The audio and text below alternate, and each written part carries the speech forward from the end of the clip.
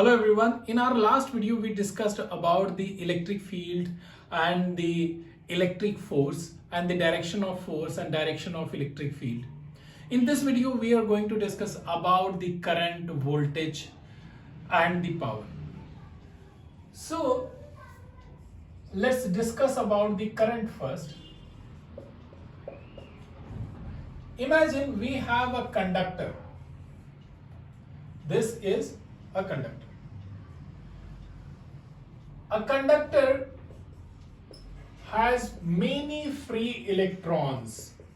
Free electrons. If there are no free electrons, then it will act as insulator. And insulators, they do not allow the flow of current. And conductors, because they have free electrons, they allow the flow of current very easily.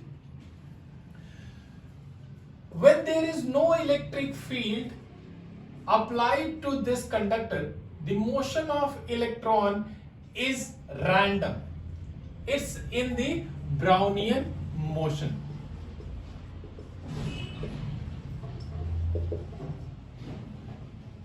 So, electrons in the conductor are still moving. They are not at rest. In absence of electric field, they are still moving. But the net effect of their motion is zero because motion of one electron gets cancelled by the motion of some other electron in the conductor. So they do not lead to any current. The moment you apply the electric field, let's say this is the direction of electric field. When the electric field is applied to the conductor, electrons will drift opposite to the direction of electric field. And now they will move in one direction.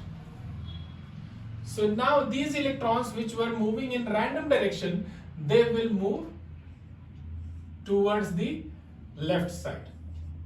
Still, because of the collision with the neighboring molecule, they will bounce back and they will change direction, but on an average their motion will be opposite to the electric field, and this leads to current. So imagine this cross-sectional area is A. Then number of electrons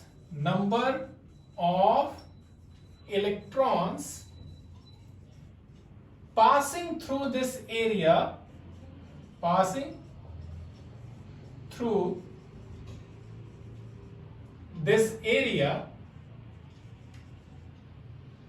unit time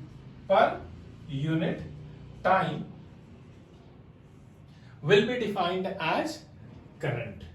So this is the definition of current, or in a very simple way you can write I is equal to charge flowing per unit time.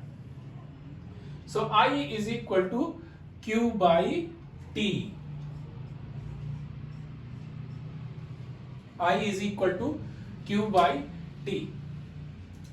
Now when electric field is applied, this electric field is applied with the help of a cell, and the cell has the EMF, and EMF is called as electromotive force. So EMF is defined as the work done per unit charge. So if you take a charge and you move a charge in a complete cycle within that circuit, and it comes back to a point where it has started, then the work done by the cell or by any power supply will be called as the EMF of the cell or the power supply. And EMF basically written as epsilon, and epsilon is equal to W by Q. Now there is another term which is used very frequently than the EMF, and that is called as potential difference or electric potential difference. So electric potential difference is, imagine here is a resistor. This is a resistor, and the charge enters from one side and it comes out to the other side. So work done in moving the charge from one side of resistor to the other side and dividing that work by the value of charge which moved, that is called as electric potential difference. So electric potential difference, EPD, or frequently it's written as PD, is defined as the work done per unit charge. Now you may be getting confused with this EMF and EPD, because they both have the same formula: work done per unit charge, work done per unit charge. When we talk about potential difference, then the potential difference is most of the time is across the resistor, fan, bulb, or any component. And EMF refers to the work done by the power supply to move the charge in the complete circuit.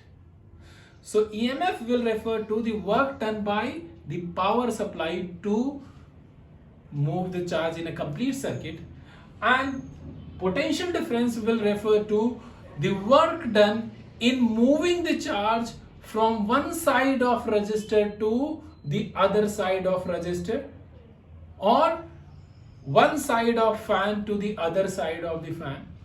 Of course, you have to divide it by the charge which is moving from one side to another side. So work done per unit charge in moving the charge from one side to the resistor to the other side is called as potential difference. So let me draw a circuit here. Let's say this is a resistor, this is another resistor, and here is a power supply.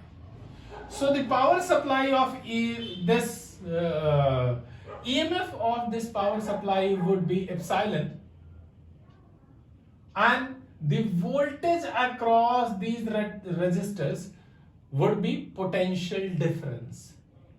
And to move the charge from one side to other side, whatever work will be done, let's say that work is W, and the charge which is moving, when you will divide it, that will give you voltage.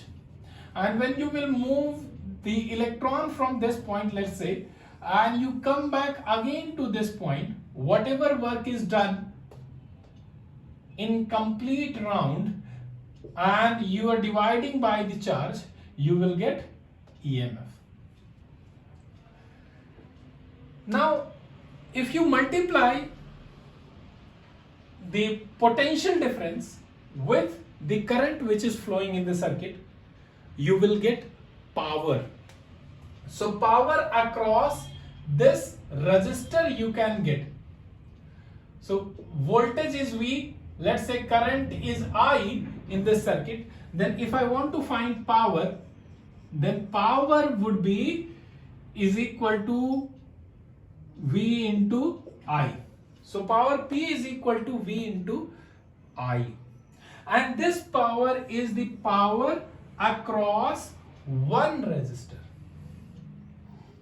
Similarly, we can find the power across the other resistor. But if we want to find the power of the cell in this circuit, then what we need to do? We need to consider the work done in moving the charge in a complete circuit divided by the charge which has moved, multiplied by the current. So here power